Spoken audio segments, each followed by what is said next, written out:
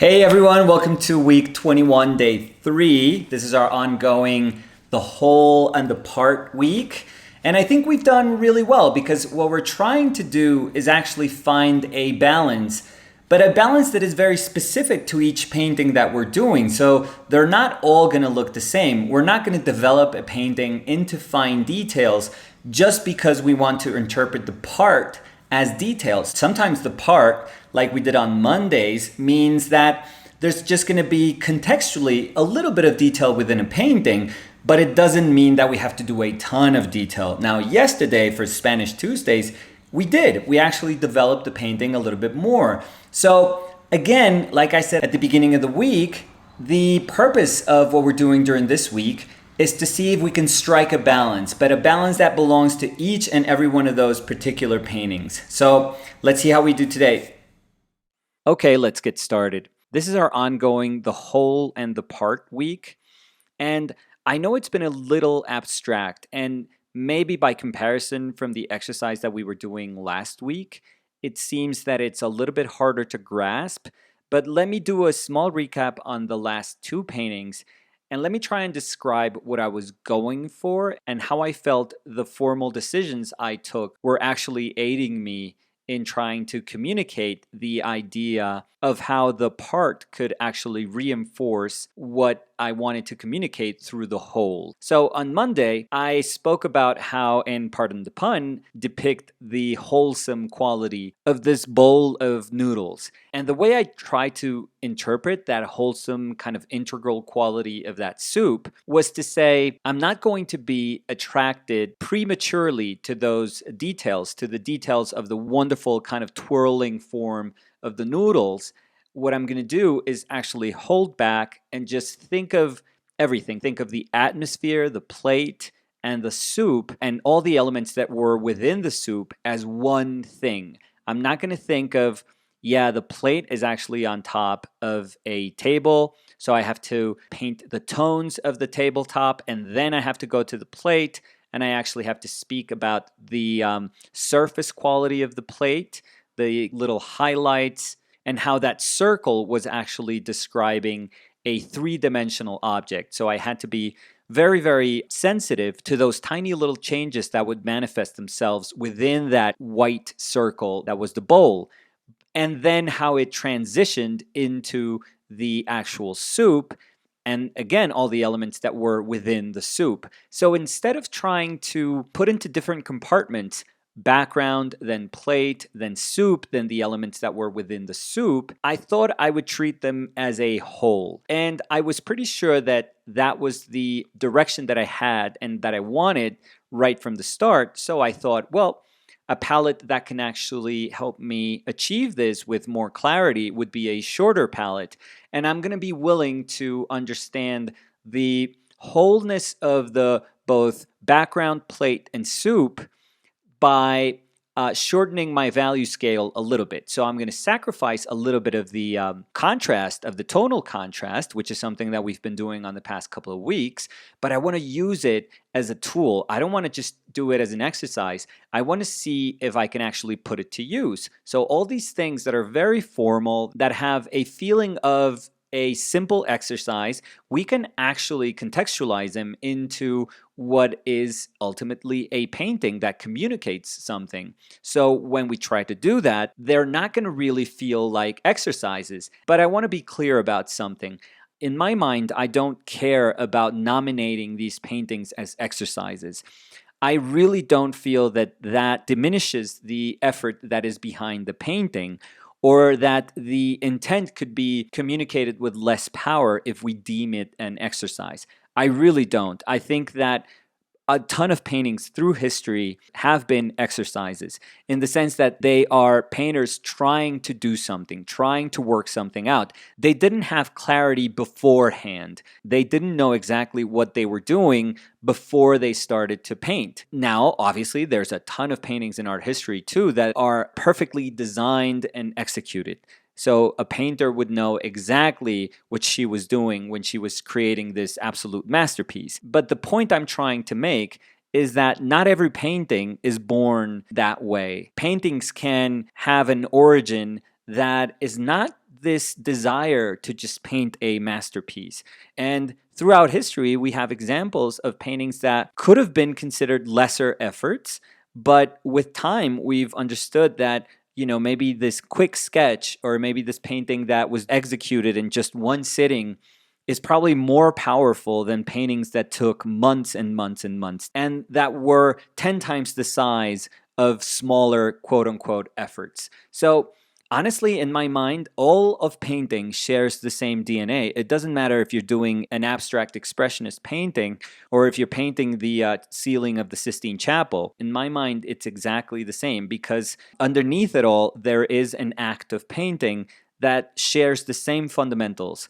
So the image that carries the responsibility to communicate what your effort was trying to convey, those can differ and those will differ, and have differed through hundreds of years of painting. But I strongly believe that they all share something that can't be broken by the way we define the different philosophies that are behind painting. I think that those things, yes, produce different paintings, but I think that in the end, they are quite superficial because painting at its core shares so many of the fundamentals, so many of its foundation with, paintings throughout history that it's just kind of pointless to find differences between them. The differences are obvious. I don't think that there is merit in in spotting the difference between a Bouguereau and a Franz Klein. They are obviously, superficially very, very different.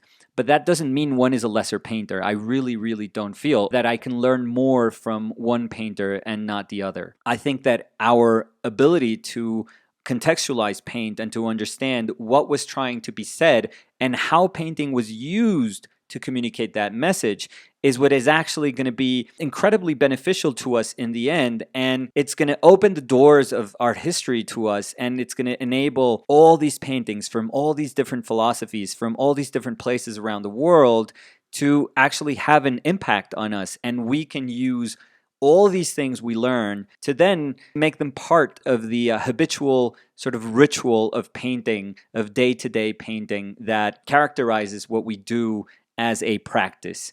So the painting that I did on Monday, its sole objective was to not let go of the idea of the whole, was to kind of grab onto that idea for as long as it could. And this is very, very tough. Our natural impulse is to try and put a ton of information in a painting, but I was really, really trying to see if I could control, and just put a few tiny details in a few of those noodles, of those kind of twirling noodles, and not just be enamored by their form and just go in there and try to do a bunch of little detail. All I wanted was that those little details would kind of peek their head from the whole just a tiny, tiny bit so we can have a different sense of rhythm through the painting and we could actually land in those details. Now, they're not detailed, but within the context of my painting that was very, very loose and very open, they feel like detail. And that's what's super, super important about this. On yesterday's painting, this was a totally different story because I do want to let the painting sort of tell me if I'm doing a good job in trying to identify its nature. And more importantly, the evaluation that I do after I paint is going to tell me if I veered off from the direction that I had originally identified. In yesterday's painting, I thought in my first session, and I have to speak about sessions in this painting because I actually painted it in 2 sessions, I thought that my focus of attention was going to be the middle of the painting, that big mass that was right in the middle, that was that pink rose, that was probably the broader mass, the one that could exhibit, I guess, the essence of it being a rose the best. The other ones were a little bit abstract, and the rose petals were kind of falling off in most of the other roses. So you wouldn't get that kind of full quality that we sometimes come to expect when we see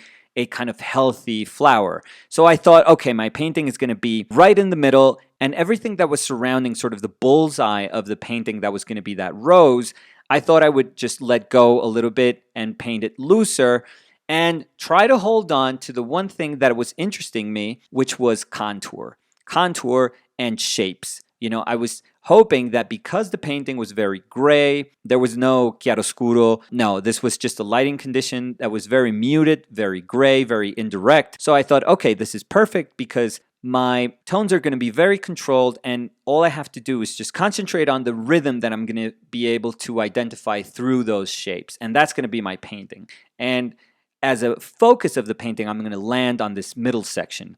And when I finished that painting, quote unquote, finish it, the first session, I saw it and I was like, no, this is not good.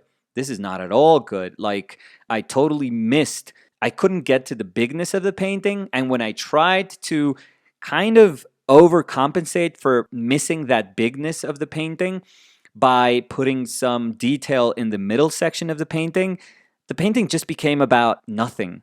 It really was. So it was very important for me to just say, okay, this is a failed attempt, but I can either start a new painting or do what I did, which was say, okay, I think I can actually take this painting in a different direction. And I have to identify that maybe concentrating on the middle section of the painting wasn't what was going to communicate the idea of design and composition with strength. So what I had to do was to find another area of my painting where that message could be communicated with more clarity. And I thought of the upper part of the painting. I was like, okay, this is actually really busy, but there's a ton of great shapes here. So I'm going to actually draw them out again. I'm going to use my lining brush, my rigger brush, to just draw them out, because drawing was very important. It was integral to that idea that the design had a lot of weight in this painting. And what I'm going to try to do is just force myself to say, okay, if you were going for shapes, then look for them and find them and make them important. So it was really cool because the focus of my painting shifted from that middle section to the upper part. And it just became so much stronger for it. But I had to identify, and this is the cool part, that I was missing something about the wholeness of the image, and I wasn't able to communicate it, and that it wasn't a good decision to try and compensate for that by shifting my focus to the middle section, to trying to find detail in that middle section. So by taking my attention off that middle section, putting it upwards, then I thought, okay, now this is a totally different painting. Now I can enjoy those shapes. I'm going to force myself to find like all these different dynamics between those little shapes and make that contour really, really exciting. And boom, it worked. It was like a totally different painting. It wasn't just about a second session in a painting. It wasn't just about making a detailed area within the painting. No, it was not. It was about recognizing that my attention was in the wrong place of the painting, and I had to shift it so that I could actually be true to the idea of the bigness of the painting that I had previously identified. So that's where our efforts really have to lie in. We have to identify first what we want that big idea to be when we start to paint. We really have to try and find that. That has to be our biggest effort at the beginning. There's no point in just being completely enamored by little parts at the beginning. We have to accept that those smaller parts can be absolutely charming, but if they are not in the right context, and by right context, I mean that they answer to the ideas of the whole, then it makes absolutely no sense. Now, for the painting of today, I was a little bit tempted to just follow that same practice that I did with the painting of the roses, the painting I did yesterday. I love to have that moment of drawing on top of my kind of initial block in. It just really, really puts my brain at ease, and it gives me a ton of clarity when on top of painting, on top of paint, of full body paint, I can draw. Because in theory, you have to do the opposite. But the 20th century happened, and we can paint and draw at the same time as much as we want. So those actions can be interchangeable. They don't have to follow, and they don't have to belong to formal moments in the execution of a painting. So I really love to do that, and I was kind of tempted to do that today, but I summoned, and here's the cool artist of today, I summoned my inner John Redmond, and I think he is a brilliant still life painter. He's probably, I don't know, I don't want to say it, but he's probably like the best still life painter today. The reason that I find him just so incredibly remarkable is because he's able to identify within his painting. And I don't think like he could teach us how to do what he does. I think that we learn just by looking and judging his decisions. But I'm not really sure we can learn this as if it was something that's quantifiable. He's able to know when he can just let loose and just be super, super abstract and lay masses of color that are obviously all very, very important decisions within the painting. I mean, they are integral to the painting. So it's not like he's just haphazardly throwing color on top of the surface. No, these are all highly intelligent, sensitive decisions. But he's able to know when to let go, and then he's able to recognize within his painting where he has to have, let's call it discipline. And discipline in the sense that he almost shifts gears and he has to say, I have to hit this drawing or just put a brush mark that would generate a very powerful contrast with another area of the painting that's right next to it. But they are all, in the end, perfectly orchestrated decisions. It's like he knows the role that every one of those marks is making towards the whole of the painting. Every one of those is like a little gear that is moving in unison with other gears, and they're working towards communicating a big idea of the painting. Again, some of those ideas have to be a little more sensitive, a little more disciplined, because those moments where he has to confront them with clarity, with commitment, they are landmarks in the painting that will help you travel through the painting and will help you read the painting. We need those marks when we are traveling through that painting. If not, everything would be this vague haze of a painting. And what we need is these, like I spoke about that Rockwell painting, the barbershop painting the other day, these little torches that light the way and tell you, hey, you're actually in the right path. The right path meaning the path that the painter intended you to follow when the painting was organized. And I feel, again, John is probably the best at doing that. He has this instinct that I associate with almost like breathing. He inhales and exhales. And there are moments where he just exhales and the painting just, it just opens up and it's like this free flowing color.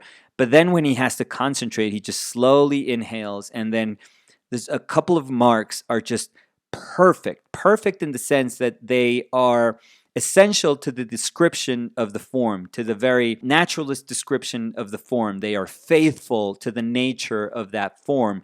And he recognizes the essence of those things. And this is, I think, the sort of core of naturalist, realist painting lies in. This is what we should train our brains and our perception and our sensibility to spot. And it's something that, again, sounds incredibly hard to grasp, but it refers to the essence of things.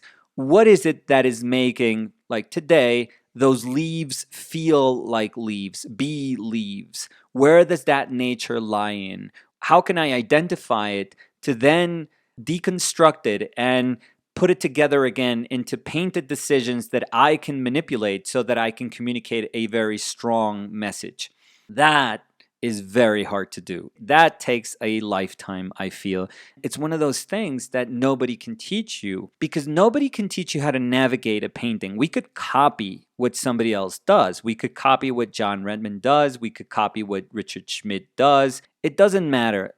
Those things are quite superficial, but nobody can teach us how to understand what is important to us when we're looking at our subject matter, where we want our focuses to be and where our bigger hierarchies are going to be within the painting, and how to that are available to us so that we can communicate why those moments are relevant to us in a painting.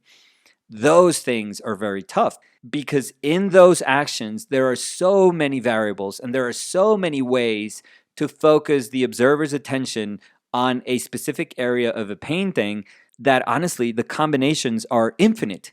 And that's the bottom line, that nobody can define those things for us. We actually have to do that for ourselves.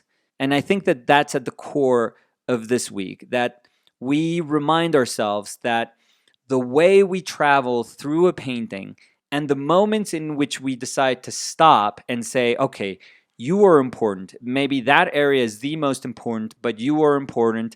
And then there's this other area like, up ahead that's also catching some of my interest. The way in which you construct those hierarchies in your painting, that is all you. And the way that you speak about hierarchies, it's also all you, because those are all just interpretations. And maybe, like me on Monday, the painting could be very open and it could speak about the whole of the painting, and I'm going to sacrifice a lot of detail just to grab onto the whole. And maybe on yesterday's painting, I wanted to shift my focus from what I originally thought was important, and I have to pull out all my arsenal and say, no, I'm going to really, really try to understand the shape of these leaves and stems and flowers up top and make these really nice abstract rhythm. And that's going to really, really communicate that my effort was initially going to be about those very shapes and that composition.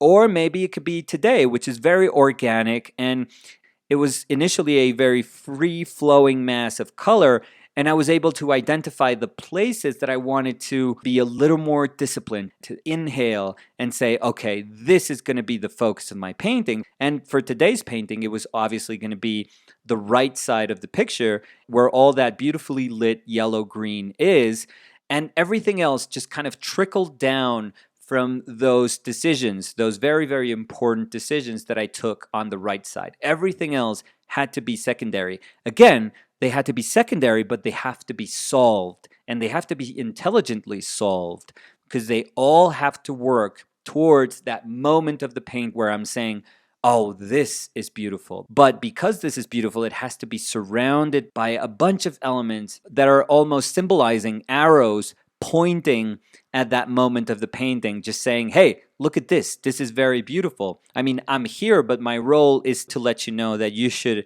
eventually travel to that moment of the painting that has moved the painter. And that's what this week is about. So it's about identifying the whole and then navigating the wholeness of our painting so that the parts can actually make the idea of wholeness, the concept of wholeness, a lot stronger. That's it for today. I hope you guys enjoyed it. We'll see you guys tomorrow for another one of these efforts. Again, this is very, very difficult. But if we don't do it, if we don't put ourselves in a mindset where we're actually working towards these concepts, we're never going to really train our brain and our sensibility for these things. So I hope you guys enjoyed it. I'll see you tomorrow. Bye.